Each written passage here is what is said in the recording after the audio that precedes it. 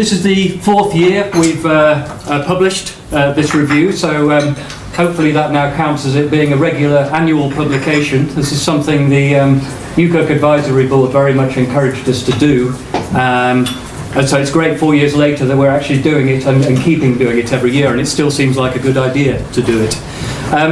This year's a little bit different, as each year has been, but the first reason it's a little bit different is the election has intervened, so hopefully it's given it a particular salience.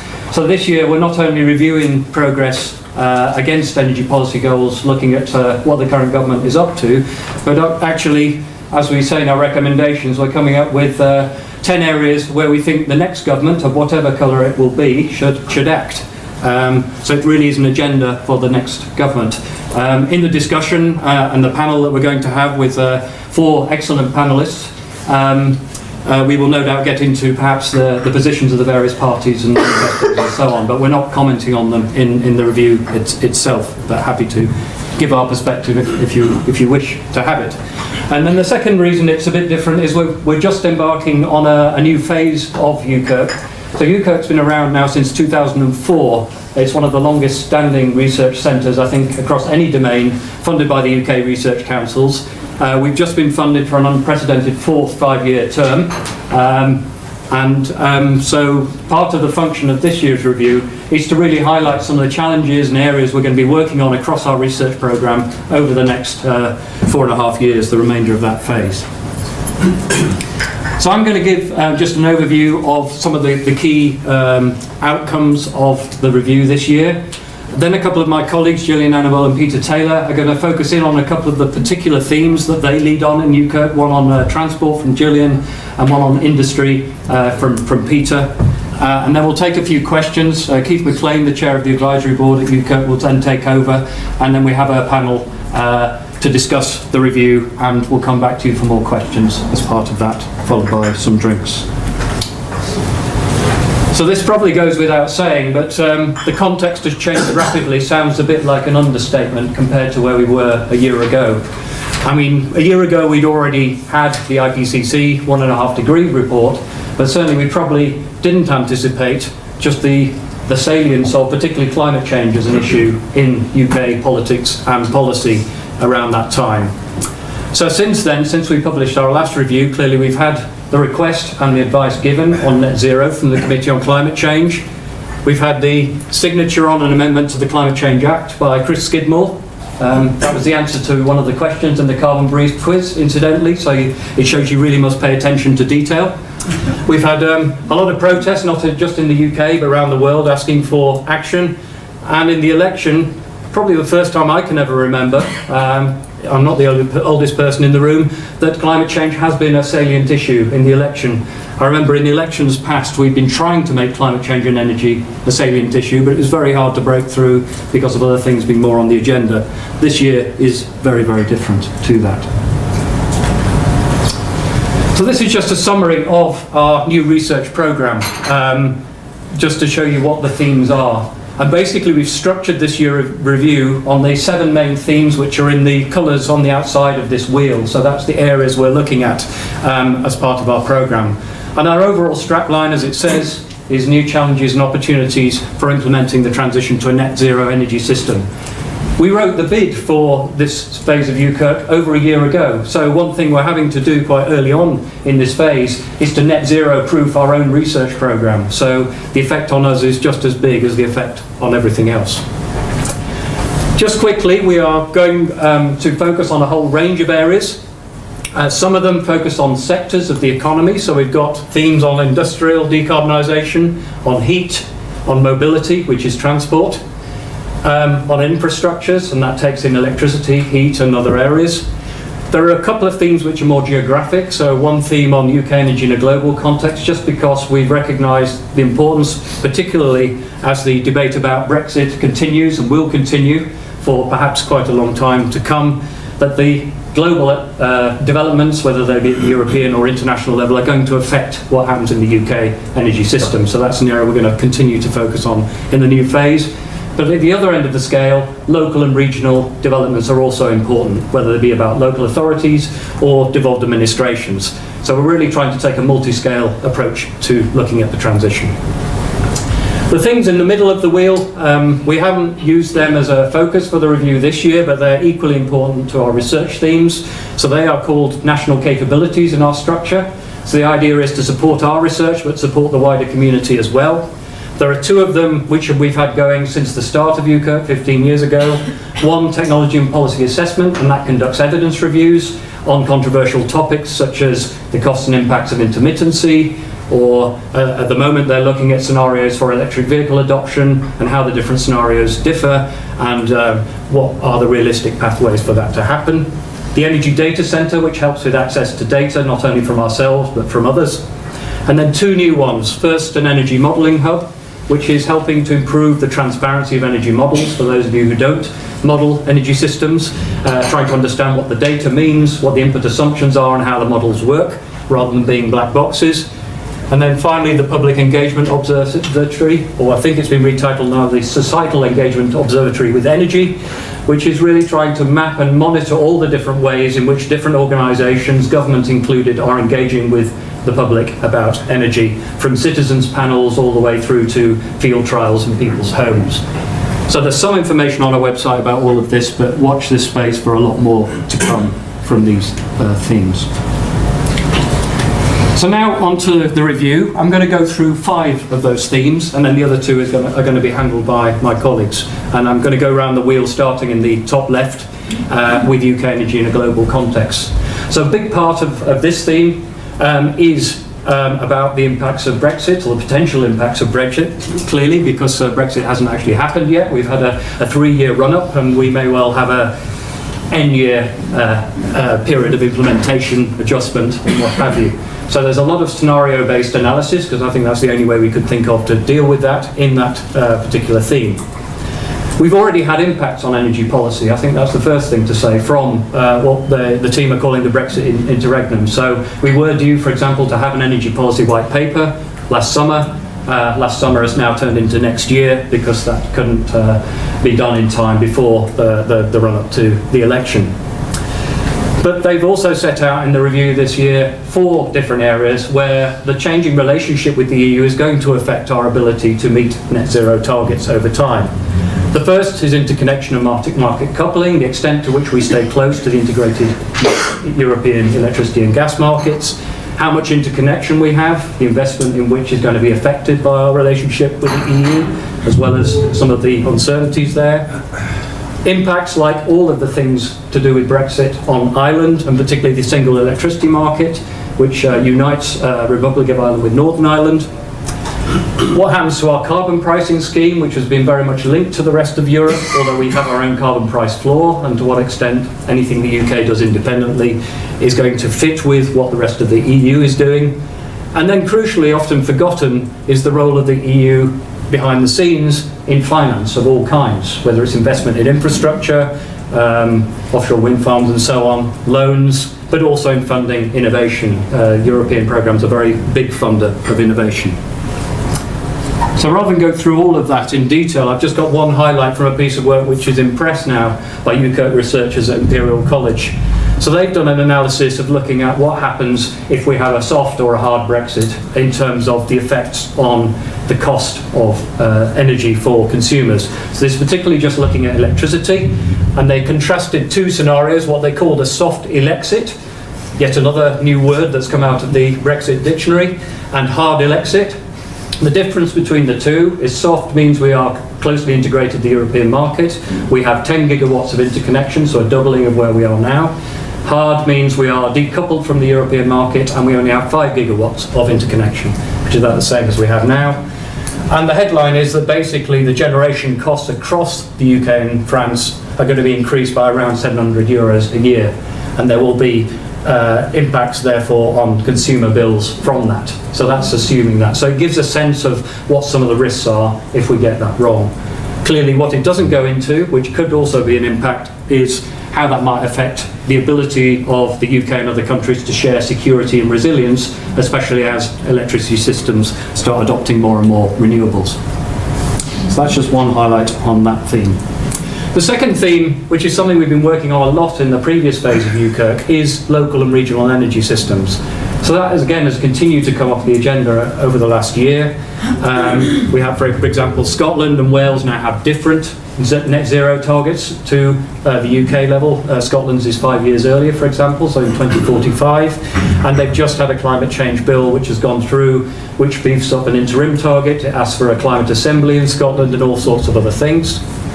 We have a whole plethora of technical demonstrations of local energy systems. This is just one example through the Innovate UK programme, Prospering from the Energy Revolution. And then we have a lot of local authorities declaring climate emergencies, setting up citizens panels and having their own initiatives on climate change.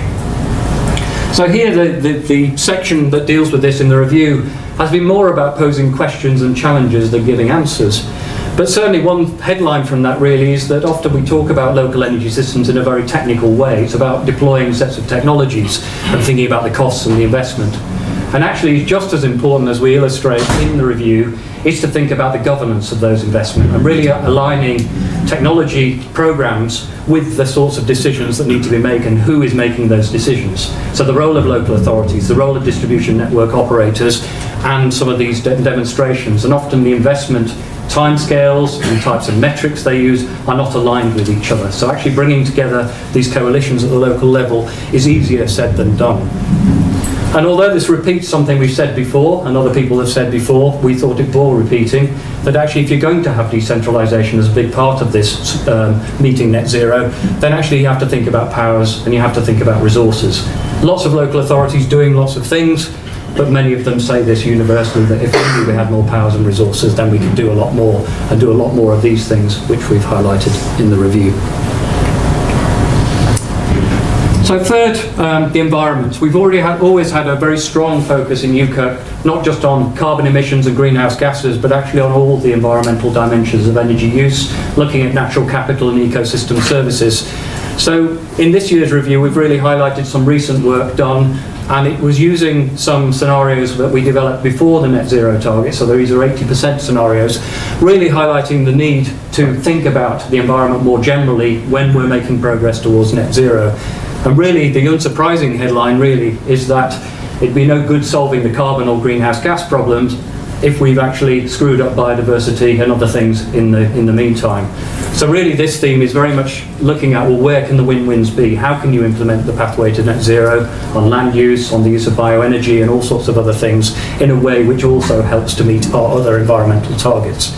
And the illustrated map just shows if you use a very crude set of analysis and a model that the team have, using one of our 80% scenarios with no CCS as it says, then you do have quite a lot of land, particularly in Scotland, being used for bioenergy, and therefore that land is not available for other things. And of course in a net zero world you do want that land to be available for other things, not least for carbon sequestration through tree planting and land management. So really bringing all that stuff together is really necessary under the work we're doing and the work that policy will do too. Heat. Urgent action is really needed. We could have written that for all of the last 10 years probably, certainly the last 4. I think our main message this year is very similar to what we've said before, but I think it bears repeating. So first, we do need to get on with it. And the fact we don't know what to do about heat doesn't mean we don't do anything. I think that's the really important message. I think because people are unsure about which pathway is right, often the message seems to be that we don't do anything, we wait till we do know.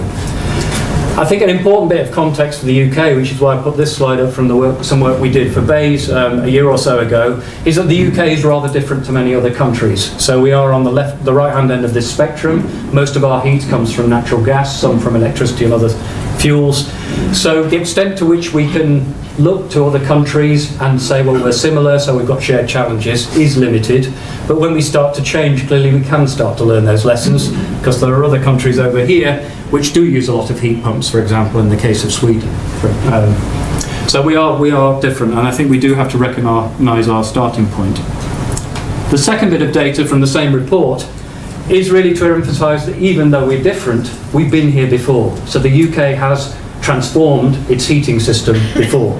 And most of us know this, but I think again it bears repeating with some data. So this is some data on the transition going back to 1970, if you can't see it from the back, going right way forward to 2014.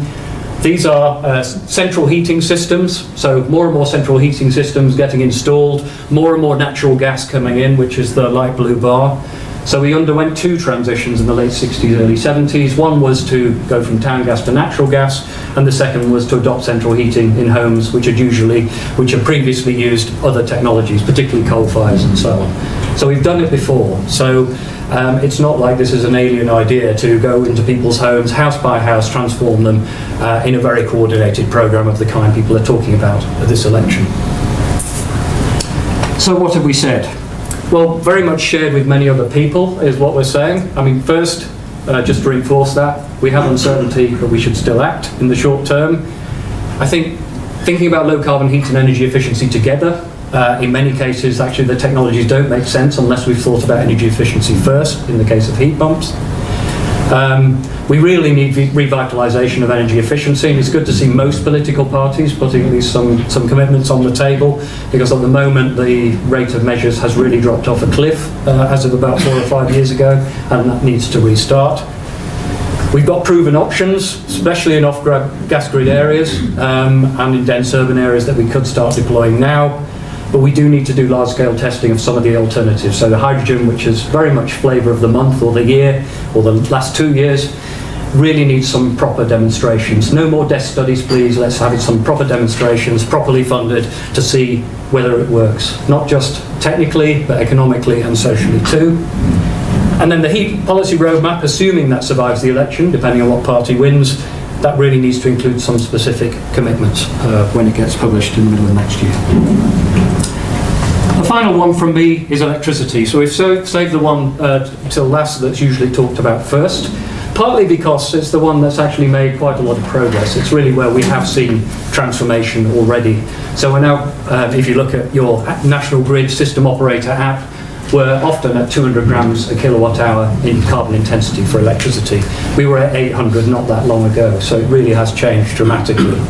This slide is from the CCC's progress report earlier this year, really to show that actually a lot of contracted generation is there already to meet their 50 gram a kilowatt hour target, but there's still some contracts to come. So we still need to keep doing more of what we've been doing and harness those cost reductions which we've had in offshore wind, and also bring back in those technologies which are even cheaper, which have been taken off the table in the last few years, onshore wind and large solar. So that's our first conclusion, really. Build on what works, the mechanism that works, just put our foot down even further. But we do have to anticipate the change that's going to make to the market. So talking to investors, they're very happy to finance projects using the CFD regime, but they have got one eye on what happens in 5-10 years' time when the amount of renewables on the system grows and grows and grows. That starts having an impact on the electricity price, and we really have to then think, well, how do we keep that financial driver there and for those financiers to still be able to make a return. We've also said some things about network regulation. That really needs to be compatible with net zero. There's potentially a stronger steer to Ofgem, whether it be a new primary duty or whatever, but Ofgem really needs to be on board with that cross-government focus on net zero. But it doesn't always mean network investment. It could mean better use of existing assets, but really that focus on compatibility with net zero is what we're really emphasising. And then last but not least, we mustn't forget what happened on the 9th of August. It was, in international terms, a relatively minor outage, but at the same time it had quite significant impacts. So for our team that looked at that, including Keith Bell at Strathclyde, who's, I think, involved in one of the inquiries, looking at what happened and what should be done, their focus is really on institutional arrangements and making sure it's clear which of the players should do what and how they should communicate if that should happen again, but also reviewing the standards and the codes to make sure they are fit for purpose as the system rapidly changes. So that's my contribution. I think I'm going to hand over now seamlessly to Jillian to talk about transport. It's funny that we should all be sort of saying that we're repeating ourselves a little bit, and certainly the message that we've chosen to highlight in the review this year with respect to the transport sector is in essence nothing new. It's just the way you've chosen to say it is new, and is in fact, I think, a triumph of simplicity over complexity. If you don't know the main message, obviously that will come clear in a moment. But for years, in fact, right through the phases of UKERC from the beginning, we have modelled the UK transport sector, the fleet, the passenger car fleet in particular, and we have produced many different scenarios suggesting that we needed to comprehensively transform the market, as we have done with other appliances in society, to remove the top end, the most gas-guzzling end of the market, and bring that average CO2 footprint, or whatever it is that we are measuring down, and ratchet that down. Instead, what we've had is a focus on a particular transition to a particular technology, and not necessarily keeping our eye on the main goal. The message for the transport sector as a whole is indeed very simple, with very complex reasons and solutions underlying it, but the sector is the one which has seen the greatest increase in energy demand, and also in emissions. So it's the only sector where the emissions is greater now than it was in 1990. So that is the backdrop to what I'm talking about. And with respect to the car market, we have held up the European car regulations as a success in recent times, until recently. So we've had a transition from voluntary regulations to mandatory regulations as to the average sales-weighted tailpipe emissions of CO2 of new cars. And that consistently, at least the official figures, consistently saw that reducing until quite recently. So the blue line there is that pattern, seeing the fact that the average emissions reduced consistently until about 3 or 4 years ago, when we've actually seen that average statistic consistently rise. These are figures for the UK. The orange line there is on a different scale, a very different scale, the increase in the uptake of ultra-low emissions vehicles, which mainly involve plug-in vehicles, and I'll talk a little bit more about that trend in a moment. But a lot of this recent rise in CO2 emissions from cars has been attributed to the fact that the sales of diesel vehicles have plummeted, and we know that diesel is a more energy-intensive fuel, more efficient for like vehicles. But analysis has shown that that's only a very small contributor to the upward trend. So the other thing we have to bear in mind with those figures that I've just shown you is that they're the official figures. They're not actually the figures that are achieved by the vehicles on the road. And over that same period, even the reduction in emissions, average CO2 emissions that we saw, has been completely eroded by the fact that the on-road fuel consumption and emissions of vehicles has been very large, and actually the gap has actually been getting bigger over time until quite recently. When you run that through the figures, all the savings that we have apparently achieved by sort of running the official figures through the models are completely wiped out by actually using proper figures for real-world consumption. These are figures for the uptake of plug-in vehicles in the UK market. So this graph goes up to October this year, and with quarterly, with monthly figures from October 17 to October 19. They're figures for the combination of both battery electric vehicles and plug-in hybrid vehicles. So all anything that's considered to be a plug-in vehicle. And what you're actually seeing, if you take certain months on months, the figures that you hear quoted about the success of the uptake of electric vehicles depend on which month-to-month, year-to-year figures are actually quoted at you. So yes, I have cherry-picked here, but if you take August 18 to August 19, the proportion of sales in the market of plug-in vehicles was pretty much the same, so a static growth over that time period. And within those figures, 3/4 of battery electric vehicles, 3/4 of plug-in vehicles that are sold have actually been plug-in hybrid vehicles and not battery electric vehicles up until recently.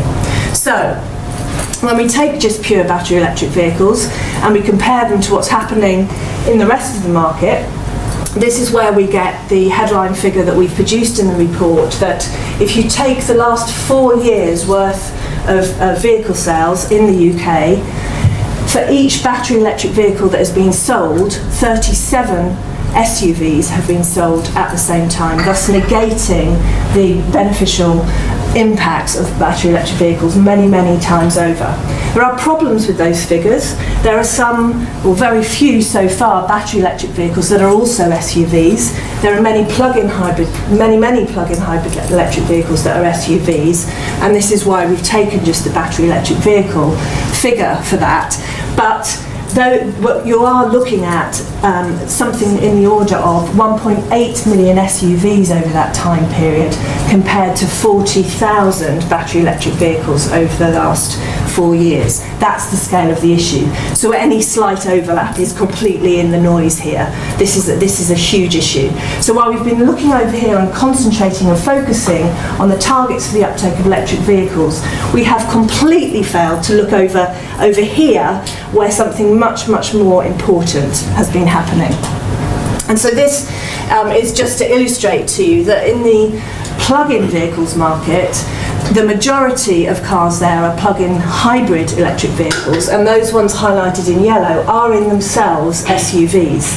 So what you actually have happening in the market, and if you look forward to the announcements that many car manufacturers are making about the battery electric vehicles that they're going to be producing in the next 2 or 3 years, they are indeed very large vehicles with some really amazing gadgetry that's being talked about being included. So integrated kettles into the SUVs, curved entertainment screens, and so on and so forth.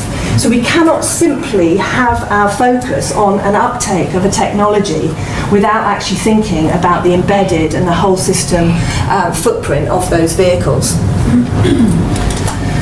And when you run the figures, none of these things are very easy, all assumptions embedded in them, but this is a sort of almost back of the envelope type thinking around what the uptake of SUVs just over the past 4 years has meant for the carbon decarbonisation or not of the transport sector. So if we just run those 1.8 million vehicles through, and that we know just how much more polluting SUVs are than your average medium ICE, internal combustion engine vehicle, let alone an electric vehicle. That's an extra 8.2 million tonnes of CO2 that those SUVs will be producing over their lifetime, assuming they're going to be around on the roads for at least 12 years or so. And that's 12% of our current emissions from cars in the UK. So and that's just in the last 4 years. This is the picture of the market as a whole, and the question is, are we really seeing a long-term decline in small vehicles of any sort, of any powertrain? So the small and sort of lower medium vehicles there, you can see, do still take up the vast majority of the market, but they are in consistent decline, and you can see the SUVs at the top there really growing disproportionately. And this has been highlighted as a problem by the International Energy Agency, who actually concluded that SUVs, the growth in SUVs, is the second largest contributor to the growth in CO2 emissions globally. And they have some really stark figures in there about the proportion of new cars in many new economies around the world, such as India, let alone older economies such as America, whereby something like 8 out of 10 vehicles that are sold are actually in the larger and luxury car end of the market. So what can we attribute this to? Clearly there are many complex issues involved in this. What tends to happen though, and I've had this today with a number of media interviews around the issue, is going straight to the blame on the consumer. And in our government policy documents, a similar sentiment is expressed. So here we see the Department for Transport's Road to Zero strategy late last year, saying this, that we expect that the transition to be led by industry and by consumers. Nothing there about policy, but certainly really shining a spotlight on consumers. What I say to that, or sort of said that to the time, is that consumers are not the problem. The problem is that we see consumers as part of the problem. Consumers are not irrational. They may be economically rational. They may not fit nicely and conform to the behaviours that we expect to see from our economic modelling, but they're not irrational. They are working in a marketplace where they are choosing things that are desirable to them on a number of different levels. And certainly the motor manufacturers exploit this. So only 2% of the advertising revenue that motor manufacturers have spent in recent years has been on electric vehicles as compared to all the other kinds of vehicles. The finance deals that are offered to consumers are actually really quite disingenuous in terms of the information that they provide to them. So first of all, the vehicle excise duty, which we have restructured in this country to have a real penalty in the first year on the most polluting vehicles, is often wrapped up in the finance deals, spread out over monthly payments, so consumers don't actually feel that hit and get that signal in any way, shape or form. The monthly payments are around the cost of the purchase price and the resale value, all based on that and what the consumer will get at the end, and not informing the consumer about the total cost of ownership and the fact that many vehicles are going to be much, much more beneficial to run. So that information is not there in the consideration of the finance and the cost. The OEMs are really pushing the SUVs because that's where, not just SUVs, but the more luxury and higher end of the market, because that's where their profits are and will continue to be by all accounts for many years to come. The European regulations are not structured to really disincentivise that end of the market, so long as some more CO2 or less intensive CO2 cars are sold, then more can be sold at the other end of the market. There's gaming of the system, as we heard, with the discrepancy between the test cycle and real world emissions.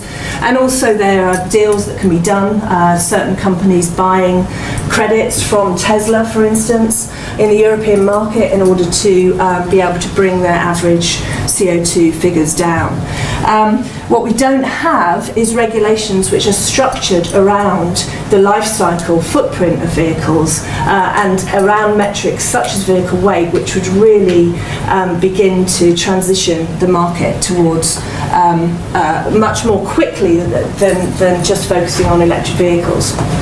So the recommendations that come from this we will be continuing to work on in terms of modelling this and putting this through various scenario exercises as to quite what the timescales for this are and how kind of hard and fast some policies would need to be, is either that we need to stay in the European vehicle regulations in some way or another and really fight to be able to turn those regulations around to be based on life cycle emissions, to focus the attention on weight and the materials that go into the vehicles.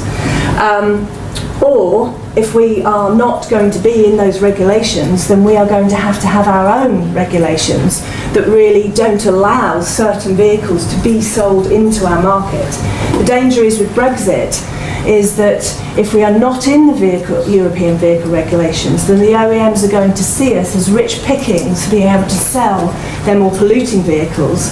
And in the short to medium term, the shortage in the battery electric vehicle technology as there is not going to be an attractive proposition to sell that into our market, because it's not going to count towards their European average sales weighted targets. And we obviously, as a consumer market, really like our larger cars and SUVs, unlike some southern European countries. So we're going to be rich pickings to actually be getting more and more of those vehicles and more incentives for our consumers to take them up. So if we're not in those regulations and those regulations aren't changing, then the best hope that we have is to really think about what vehicles we want running around on our roads and changing that market accordingly in order to think about decarbonising the transport sector. Thank you.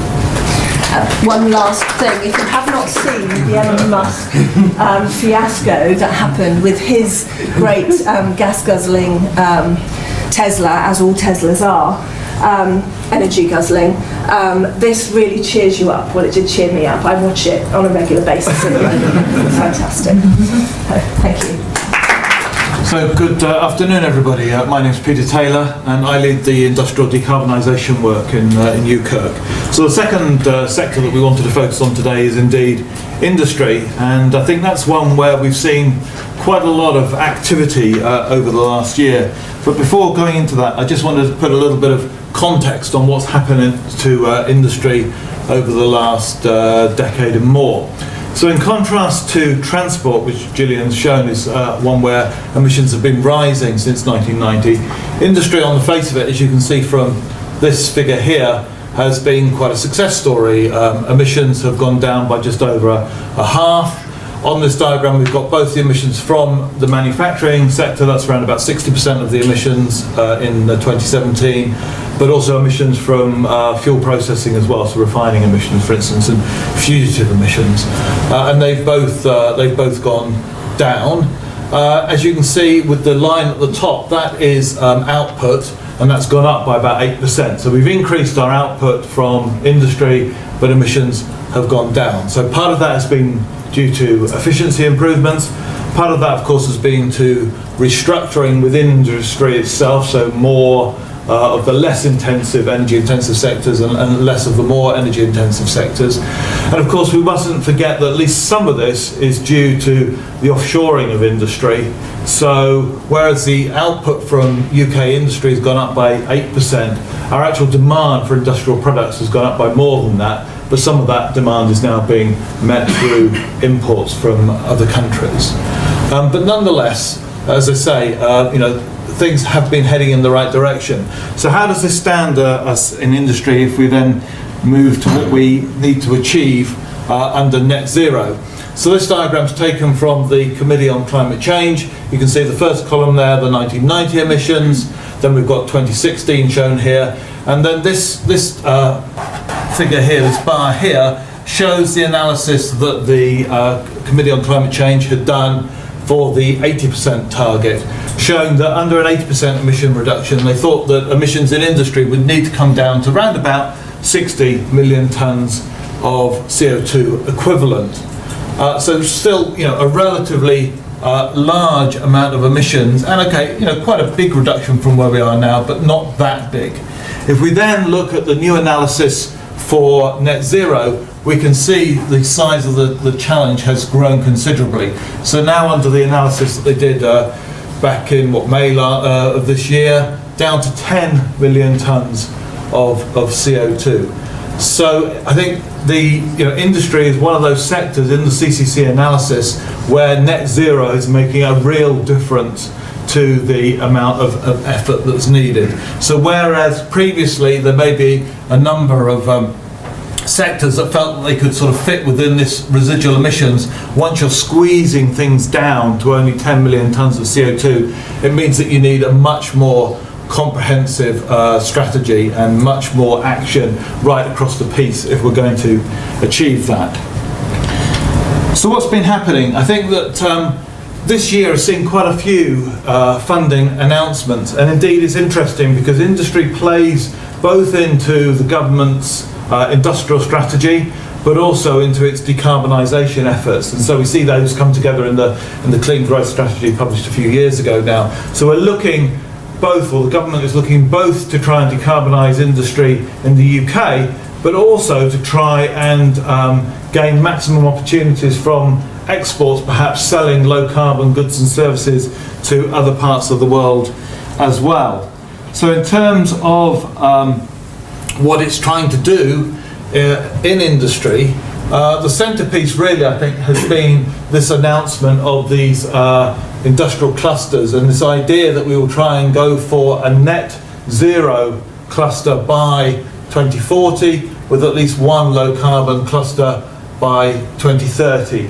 And to that end, the government has put on the table £170 million worth of funding and is hoping that that's going to be complemented by an even larger amount, 260 million, coming from industry itself. So I think that's probably one of the most important announcements that's happened this year. But there have been others. We've also had this development of this Industrial Energy Transformation Fund, so that's now going through a final consultation period, but essentially that's to put money on the table to fund energy efficiency projects, but also deep decarbonisation projects as well. There's £315 million. The proposals at the moment are for those to be split roughly equally between the energy efficiency and the deep decarbonisation aspects of that. Also, it can be used for feed studies as well. And as I say, the government's consulting on that, but the plan is that that would come into action next year. So the first funding is expected to be sort of released around about summer next year, and that money is being spread over the period to 2023-24. So some, a relatively large sum of money over a relatively short time period. Then we've had a bunch of other innovation funding announced as well. Just some of those I highlight here. So an industrial fuel switching competition, funding on carbon capture usage, and also a clean steel fund. So I think we can certainly say that compared to the past, that government certainly is recognising the need for industry to decarbonise and is certainly putting money on the table. But perhaps what we're lacking is really any kind of joined up thinking in terms of the overarching policy framework that will actually deliver these emission reductions that will be needed. And the final point I've got here is there have been some changes to some of the existing policies. So for instance, increases to the climate change levy and a review of the climate change agreement scheme, which have been running for a number of years now.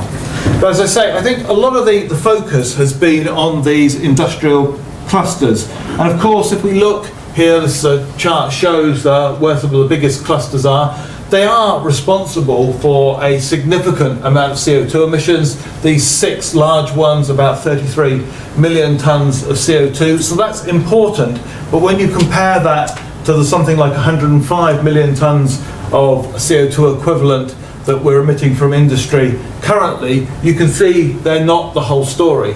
So yes, it would be great if we can go for zero carbon industrial clusters by 2040, but if we delivered that and did nothing else, then we would still have something like 2/3 of the emissions from industry that we have now, whereas the CCC analysis shows that we need to get that down to somewhere closer to 10 million tonnes of CO2. So I think our message would be, yeah, it's good to focus on some of these big intensive sectors that are in clusters around the country, but we do need to have a bigger overarching strategy that can deal with all of the industrial emissions in a consistent way.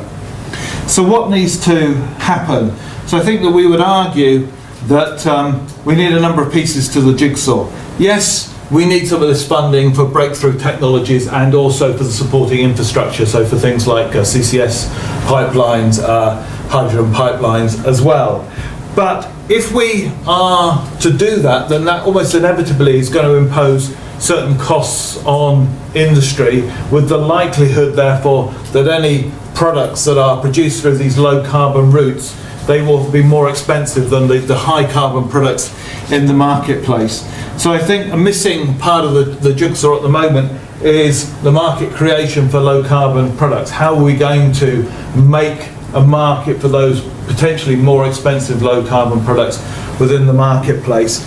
And then also we mustn't forget, I think, the important role that resource efficiency and circular economy can play in this story. So we mustn't just be focusing on the supply side, we must also think about the demand for products. Can we actually be more efficient in the way that we use materials and products, and thereby reduce demand through those means. So more concretely then, what do we think needs to happen? So yeah, I think it's good that there's innovation funding on the table, but we probably need to see more of that. We know that there's big potential for electrification of both low and high temperature heat. Some of that will require, particularly on the high temperature side, will require innovative electrical heating technologies. So we need to see more demonstration of those. Moving to CCS, that's clearly going to be important for those many intensive sectors, both because it can remove combustion emissions, but also process-related emissions as well. And really we need to be moving to full-scale deployment of those technologies if we're really going to meet our net zero targets. So there's an urgent need to really get on with rolling CCS out. And then of course we'll also need further research, development and demonstration on hydrogen. There's been quite a lot of work on the distribution pipelines, much less work on the end-use appliances, both in the domestic sector, but of course here in particular we're talking about the industrial sector. So what are those hydrogen-using technologies in industry going to look like? We need to have further research and demonstration on those. Then moving to this question of, okay, so if we can decarbonise the sector but the prices go up, what does that mean? Are those industries going to be able to sell into the market anymore? So I think we definitely need to have mechanisms by which we can allow for a price premium that might occur for those low carbon products. So there are a variety of ways that can achieve that: certification, public procurement, carbon taxation of materials, regulation of end uses specifying low carbon products to be used. I think this is good, both because it can create the markets for these low carbon products, but also because it could perhaps help to address carbon leakage by guaranteeing demand for that low carbon production. Otherwise, what is to stop industry just moving somewhere where there isn't the requirement for this low carbon production? So I think that we need to see that demand piece come to the fore in a way that it hasn't done so far.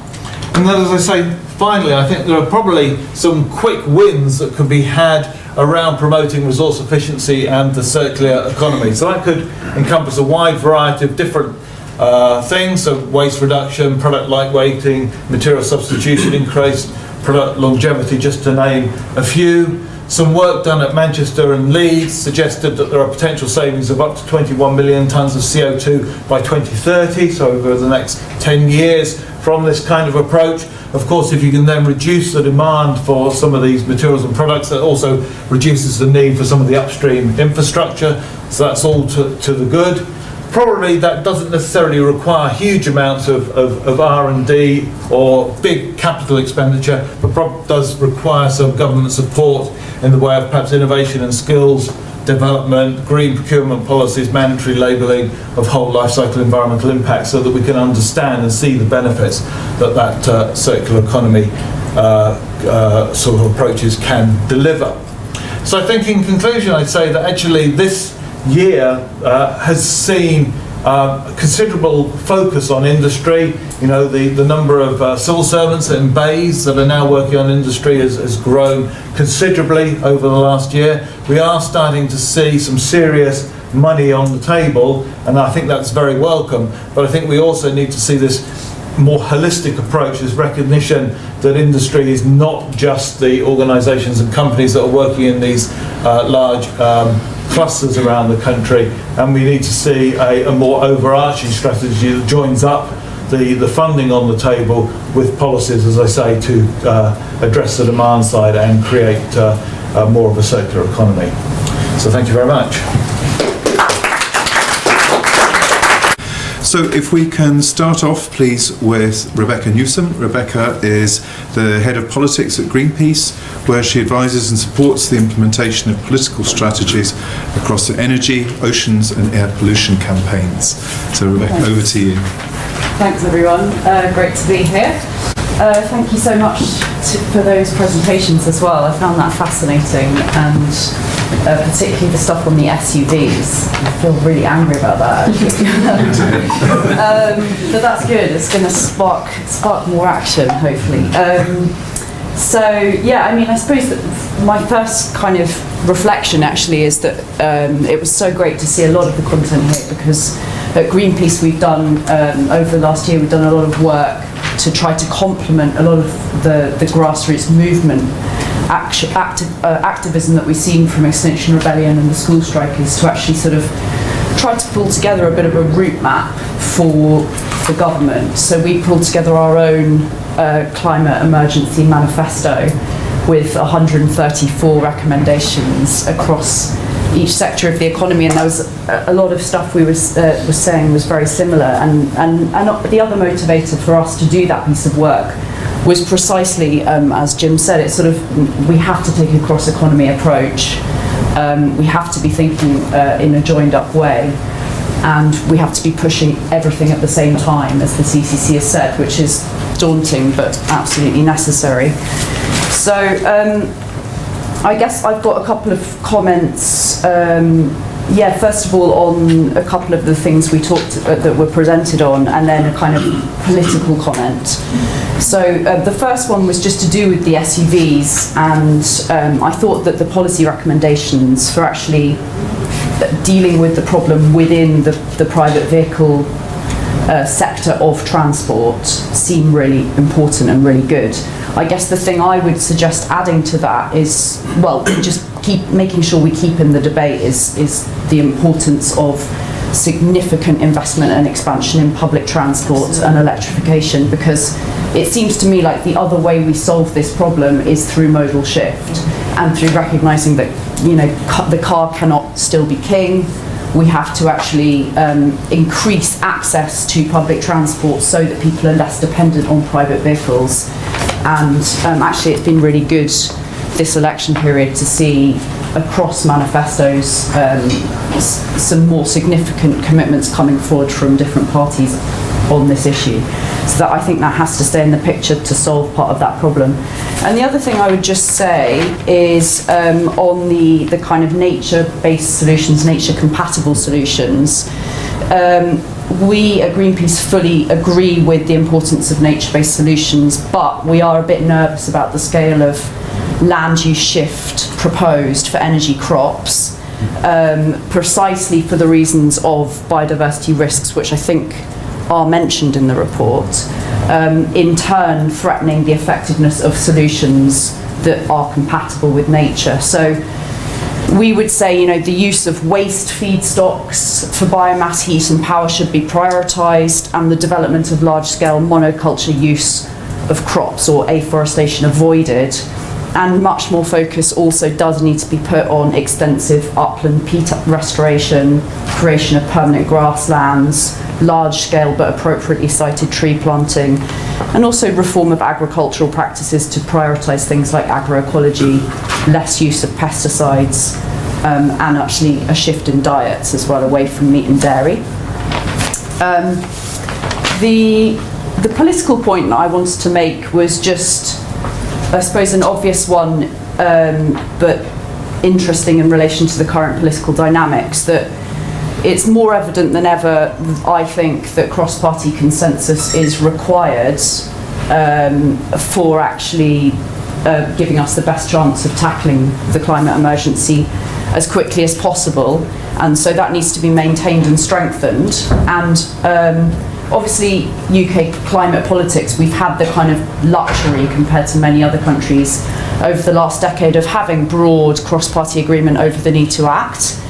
But I would say as we move towards deeper decarbonisation requiring more detailed and politically complex plans, I think we're seeing a more visible chasm opening up between parties on in terms of kind of deliverability and how fit for purpose some of the plans are. So in this election period, Greenpeace, we've done a lot of detailed analysis of the manifestos, and it was very evident and impressive how the level of detail provided in the Labour, Lib Dem and Green manifestos in terms of like starting to move towards a comprehensive plan across sectors to address the problem.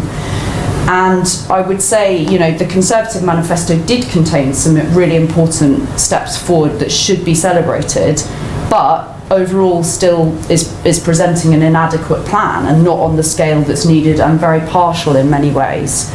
So in our ranking, the Labour Party came out with 32 out of 40 and the Conservatives came out with 15 out of 40. And I'd just say these differences between the parties' plans for delivery, coupled with a strong and lively climate movement that often also opposes a right-wing approach to economic and social issues, risks polarising the climate discussion in UK politics to a greater degree. And this in turn could serve as a demotivator for a Tory government, assuming, looking at polls, that they do win the election, and potentially push them further away from stepping up and acting faster. So I think my reflections on kind of how to mitigate this are that firstly, the movement could do more at certain points to recognise the positive steps forward that the Conservative Party are taking. This doesn't mean saying that they're doing enough, they're not. But we should praise them, for example, for their commitment to 40 gigawatts of offshore wind by 2030, their plan to review and hopefully bring forward the phase-out date for new petrol and diesel cars and vans, and significantly increased spending on energy infrastructure that we've seen as well. Secondly, I think with the year of 2020 and COP26 coming up, the public engagement, involvement, concern in the climate emergency is only going to grow more, regardless of who's in power.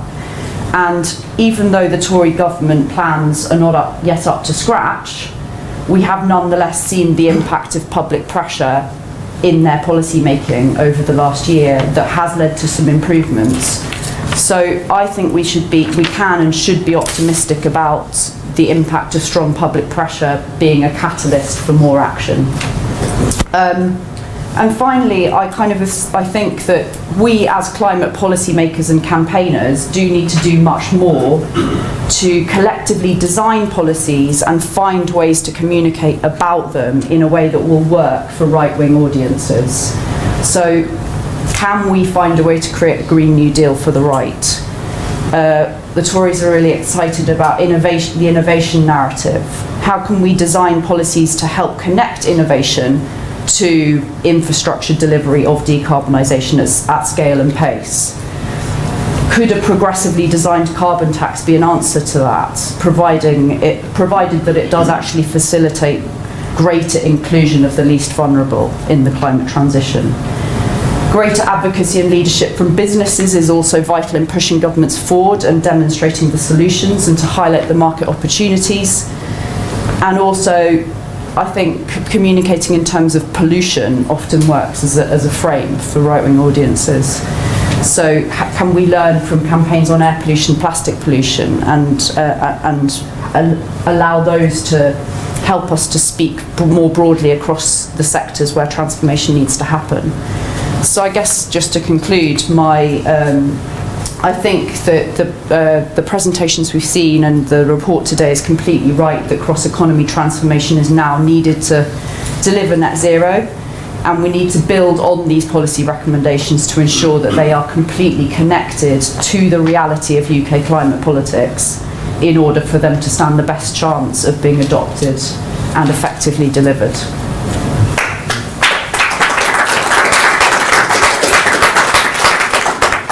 Thanks, Rebecca. And we'll just move along the row for the sake of any other order. Delighted to welcome Tanisha Beebee, who's Senior Policy Advisor at the CBI, where her work focuses on green growth policy, climate change and investment regimes in low carbon. Yes, I won't stand up. I'll stay sat down. If you can hear me at the back. Hands up. Great. So again, thank you very much for having me. I thought the presentations were great and the review of energy policy was fantastic. I think year on year it's been pretty spot on with everything that's been said. And obviously coming from the CBI representing the business view, it's quite interesting to have a conversation with our members that span energy, transport, heat, heavy industry and so on. So for us, this year, a banner year for climate change, a banner year for the net zero target, and we were quite happy that we were able to get that consensus that the net zero target was the right thing to do in the UK, and whilst not easy, it was good to have conversations with the hard to decarbonise sectors like transport and heavy industry to get them on board. So it's been a really good year, I think, for climate change policy development, and absolutely right in terms of the manifestos. If anyone can remember the UK having a pre-general election climate change debate, raise their hands. No. So that's some serious progress, and I think that's something to be championed and reiterated about. In terms of the review itself, the structure is fantastic. We've actually small plug, published our own report last month entitled The Decade of Delivery, and that took the same approach in terms of looking at power, heat and transport, and how we can decarbonise those sectors using policy that exists and strengthening policy frameworks that we have, rather than piling on new regulation and new policy. And for us, that's why we thought that the lines taken in the review on heat and buildings especially, that's probably one of the single biggest challenges that we have in this country. We just can't get it right. We have lots of conversation about it, when the second, third, fourth, fifth carbon budget is being discussed. We've been talking about heat for decades. We still can't get a policy framework in there.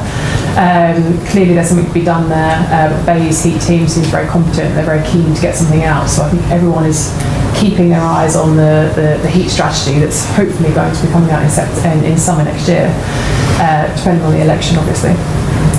We also thought that from a heavy industry perspective, the presentation was absolutely spot on.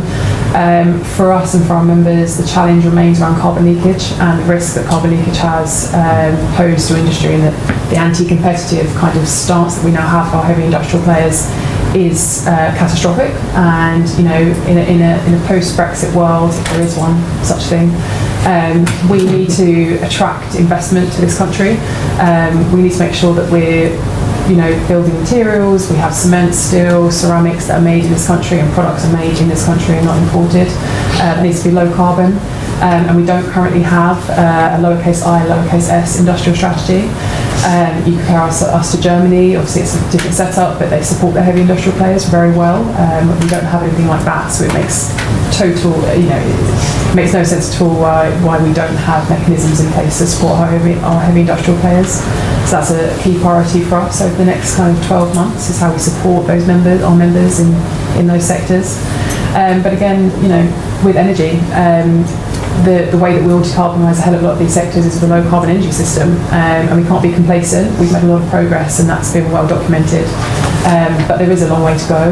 We have policy regimes that are going up and down with the capacity market that's only just been reinstated.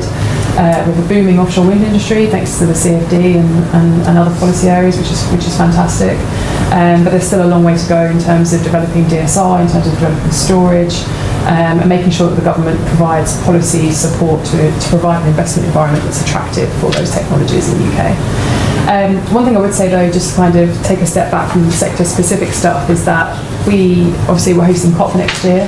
That's a huge opportunity. It's a once in a career opportunity, you might say. It hasn't been hosted by us. It probably won't be hosted by us again, depending on how well we do it. Let's hope that it's not another Copenhagen. But the government needs to come out with a credible plan for how it plans on meeting net zero. And yes, that needs to delve into the specifics of sectors.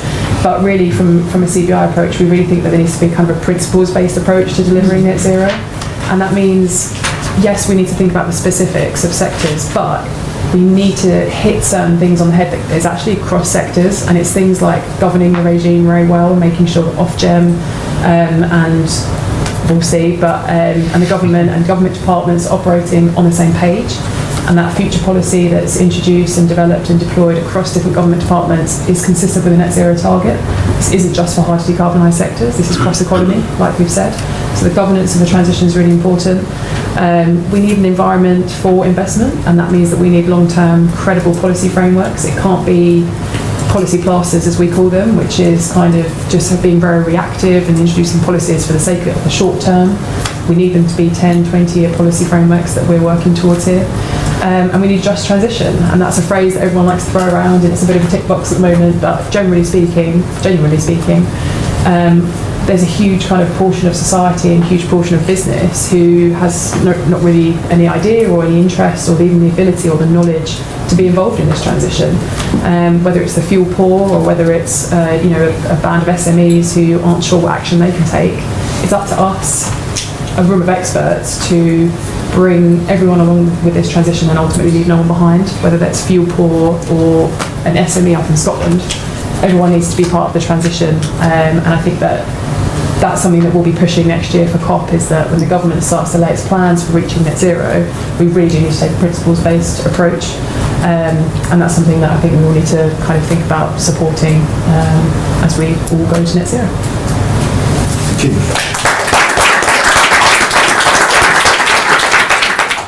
So next up we have Polly Billington, who is the director of UK 100, where she works with a network of local government leaders, helping them to devise and implement plans for the transition to clean energy, both ambitious and cost effective. Polly, over to you. Thank you very much. It's great to be on a panel with both Greenpeace and CBI, sort of broadly speaking saying the same thing, which is lovely, but we know what political consensus can be like and can break down pretty fast. So let's work out how we can build on what we've heard, and particularly the things that we understand are the externalities that we can't budge and the opportunities that are there in that. We've all already, there's been the mention of COP, and I used to work as a television producer, and I sometimes get a bit teased by the fact that I always talk about back timing, because you've got to hit the pips, right, and just got to work back from that. So nothing can move COP in Glasgow as far as I'm aware, right? So we've just got to make sure that we hit our mark and then we've only got so much time, when we've got so much resources, and what do you want to do when you hit that mark? You don't want to stop. That is when you actually hit it to go forward, and that has to be what's your next stage, and your next stage after that. It's all about that. And I think I'm not an energy expert like the people in this room, in that I stopped doing physics when I was 13, etc. But I do understand politics, and that's really where a lot of this, a lot of the important stuff in this in this space is going to happen. So, if you back time it from hitting COP, national government will want to say something, will want to have something good to say about themselves by then.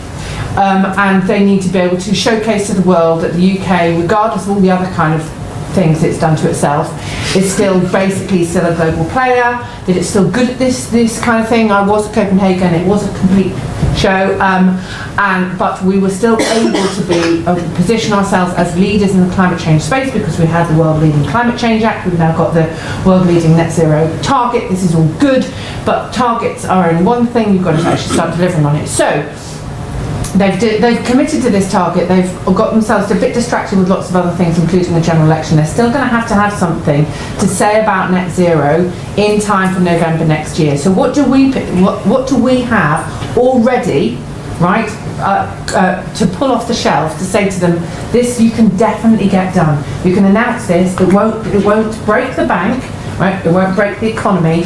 It'll get you significantly further than where you currently are. Now, I know that it would probably take the people in this room about 20 minutes to get that list together. How many would you have on those things? Big things that would cost not that much. I know it's a different kind of perspective of what constitutes not that much, but that would save you money over that term that you're talking about till net zero. I reckon we'd probably do it in about 20 minutes in this room. Then we'd have to have a bit of negotiation with all the other stakeholders, including some of the people on this panel, right? But that could be done. So it's just about saying, right, okay, so how many of those things we're going to get in the list, and then how do we start negotiating about it? Because I know that I need to deal alongside the NGOs who will have a big list of lots of things that want to get done, and my perspective in terms of local leaders is that, yeah, it's great saying yes, we've got to retrofit all the council houses. When is everybody's local plan supposed to be in place? And what is your asset management strategy? And bearing in mind you've got Grantham, so you've already got some limitations on what you can do, and what's the time frame, and what's the local government's finance. Now that's lots of things that people in this room may or may not have some expertise in, but that's when you've got to get the other people on board. So that's what a plan looks like.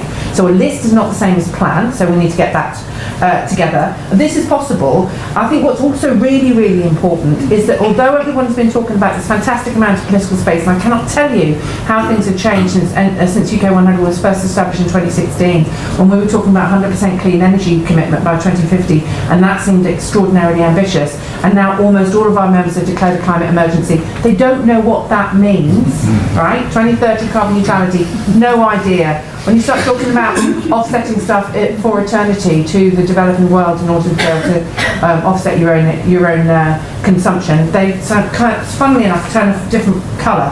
So, therefore, the other thing, and this is also what's really important that both Greenpeace and CBI and we acknowledge, and this has been raised a number of times when we've done conversations amongst our leaders, is that the potential for not getting this right means that Brexit will look like a Vickers Tea Party in terms of divisiveness, right? There will be people who will win, and there'll be, the people who can switch their energy supplies every 5 minutes, and they've got a nice sort of low carbon job because they spend all their time sort of eating muesli and living in Hoxton, and people who still generate a lot of dirty carbon because of their jobs, and they don't have any alternative.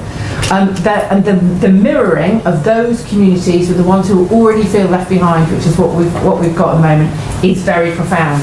So that's why the just transition cannot afford to be a tick box. It's got to be embedded in it, and that also means, and this is what's interesting from our perspective, because every local leader thinks their place is unique, just like we all think we're all individuals.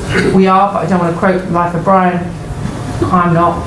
I'm like everybody else in lots of ways, and I need to be able to make sure that we mainstream this and understand, because we cannot afford to spend all our time thinking everything is so unique that it has to be done bespoke.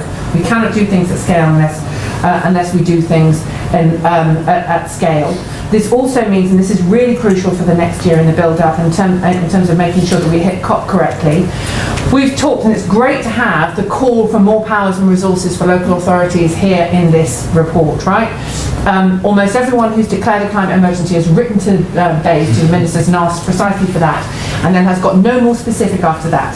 So what we are doing is we're commissioning a piece of work on what the powers are that local authorities already have that they could use for climate action, as well as the ones that they are already using, and then we can work out what the gap is, right? Because that's when our very, very, very long list starts to become a bit more specific, and I'll say it's National Planning Inspectorate should no longer rip out high sustainability standards on buildings from local authorities because this sets a drag on the market, right? You don't have Part L having a cap and ceiling on ambition, you have it as a floor. There are some specific things. You don't allow Highways England to go around saying, oh, the dog ate my homework, when they've got millions of pounds they've not spent on tackling air pollution because they don't think it's really their responsibility, and they continue to drive urban motorways through highly polluted cities. Those are the kind of things. When are we going to have something more about the re-regulation of public transport outside of London, right, which is actually the thing that will transform most people's commute, which is ultimately what we're talking about when we're talking about transport, or their ability to be able to run their extremely mobile business. That is what will make the difference for those things. So assessing what those powers are will be really important. Then we can identify what that policy gap is, and that means our specific asks can be aligned with the bigger ask, which obviously has to be, for my teenage nieces, tell the truth and go on climate strike. And for me, it has to be really, really, really boring meetings on very, very, very specific pieces of policy work inside Whitehall saying, no, Minister, seriously, if you change that clause there, we can suddenly start to unlock some of the ambition that we've got here. And then that finally comes to making sure that the people who've already made a commitment escalate and ratchet up their commitment when they see COP coming along the line, because we need to have net zero commitments made by local leaders as well as national governments here and globally, because without that we will not be able to put the pressure on the national governments to be able to make the commitments. This needs to happen. What's very interesting is that the negotiations are already being sort of marginalised, as it were, or put to one side because people don't think they're going to be that they're very exciting or be able to get very far next November. So therefore already people are starting to focus on real economy outcomes. Well, bearing in mind I've been in that place where basically the negotiations end up not being worth the paper they're written on. I'd rather focus on the real economy outcomes, because that's where people's lives get transformed, and that's where our economy gets transformed. So when we have those commitments, what we have the opportunity for, and this is the other thing that I know very little about, almost as little as I do about physics, is how the finance needs to flow. Because ultimately, politics is one thing and money's the other. And we know you can't muck around with the laws of politics any more than you can muck around with the laws of physics, which makes it really, really difficult. But the politics has to be harnessed for this to happen and for that finance to flow. So that we need to be starting to think about some of the things that we may not have. We might actually need to think about some new things that we haven't yet got. Now, I don't know what the answer to this is, but I know when I'm looking at integrated local clean energy systems which transform people's places from their homes to their work to the transport that they use between them to make sure that they live in a place that they enjoy and that they're no longer worried about job security or their children's health, right? Those are not normally the kind of metrics that finance really likes, okay? But those are the ones that people normally measure whether something is successful by. What is a contract for difference equivalent for local integrated energy projects at scale?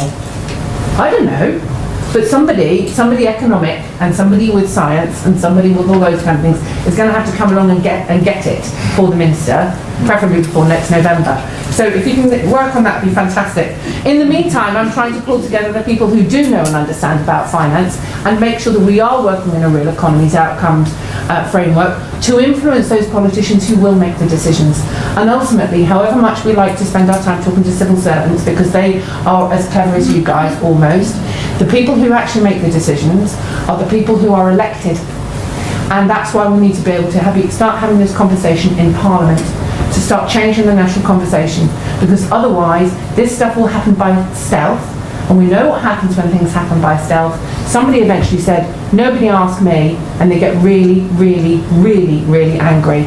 You know what? I kind of understand that, if that happens to people. So that's why we need to have the national conversation influenced in Parliament to make sure that politicians really know what this net zero means and how it can transform their communities for the better. Otherwise, we're going to have a really big political problem, however wonderful we manage to make Glasgow next November.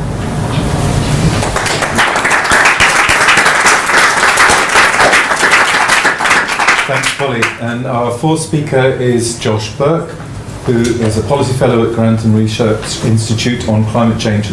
I'll do my best. So I'm going to start quite narrow on one of the elements that Jim touched on earlier, which was the post-Brexit carbon pricing, and then some more broad principles of which the UK could look at adopting in policy going forward. So as many of you will be aware, there's 4 carbon pricing options that the UK may have to choose from going forward. There is either staying in the ETS, having a UK ETS that is linked, a non-linked ETS, or a carbon tax. They're the 4 broad options that the UK may have to choose from going forward. A lot of the Grantham's work has been focused on this area, and I'll kind of explain where we stand in relation to this. So I think it's worth saying that cost savings are much greater when you're linked to a bigger market. That should really be a priority for the UK government, whether that's staying in the ETS or having a link. Obviously, I think staying in would be the optimal outcome, but if not, linking would be best. So the UK must link if possible. However, if you can't link, there are some good opportunities to re-optimise. The UK may be able to broaden its number of sectors that are covered. That will help with liquidity and volatility. But at the same time, the more you diverge from this in terms of design, linking will be difficult, it might take longer, or it ultimately may even preclude the UK from linking with the ETS. And it's worth saying that if in this eventuality, some of the work that we've been doing shows that if you can't link, the UK only ETS will be very costly. You'll be finding fewer counterparties, and as a result, fewer transactions increase the costs. So in this world, a UK only ETS that isn't linked, in our view, would be the worst outcome. We would advocate in this scenario a carbon tax, and that we think would be a better outcome if you cannot link a UK only ETS. So that's kind of a slightly specific take on some of the elements in Jim's presentation. Some broad principles I think that the UK should be looking at going forward, and this relates to a lot of the kind of political economy points that my fellow panellists have been talking about here. And the first is that we are generally quite bad at identifying who the political and economic winners and losers are in this transition. The further we need to go with carbon taxes or carbon pricing or decarbonisation more generally, the winners and losers are going to be affected more deeply. So we need to be better at identifying them. For example, a lot of the work typically looks at, say, income deciles, and these are kind of abstract constructions. They're not real political entities. You need to be looking at the spatial dimension a lot more through the work of like the UK 100 or the LSE's place-based climate action networks. We really need to be looking at broader types of political entities, not just income types, different household types, and how how geography affects these. So that's the first point I would like to make. The second, with regards to political economy, it's not just about fairness and equity, it's about what's politically feasible, and often we lose sight of that in all of this.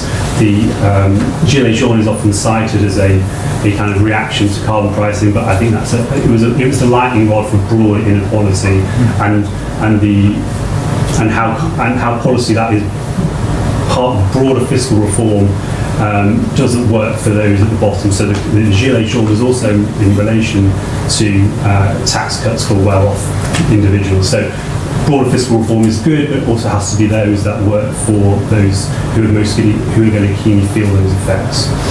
And then a couple of specific UK points, I think, that no one's really touched on yet, but highlight how far we really need to go. The first is that we have a UK oil and gas sector that in law is required to maximise economic recovery from our North Sea gas assets. So I'm yet to see an analysis how that shows that's compatible with net zero. It's hard to see how that will be compatible with net zero. And if it is, we've already got an industry that operates at the margins of profitability. How are we going to ensure that those industries and those workers or the transition for those workers, as people mentioned, is orderly? I mean, I think fail to prepare the social economic ramifications of that will be really keenly felt. Analogous to the coal transitions, where there's huge labour market imbalances that still exist in the present day.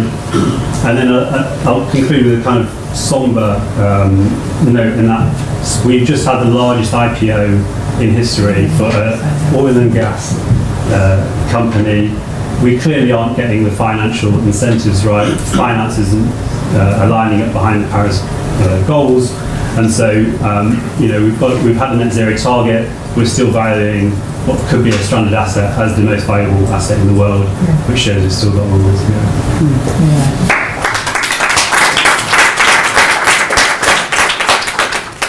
Thank you very much, Josh, and to all the speakers for really interesting responses to the report and some ideas about how to take forward some of the issues that are raised in the report. We've now got a bit of time just for broader discussion, for you to ask any questions that you have or to raise any issues. Whether they're questions or issues, I'd ask you to do it succinctly, and if you could introduce yourself beforehand so that we know who is making the contribution. Who would like to start us off?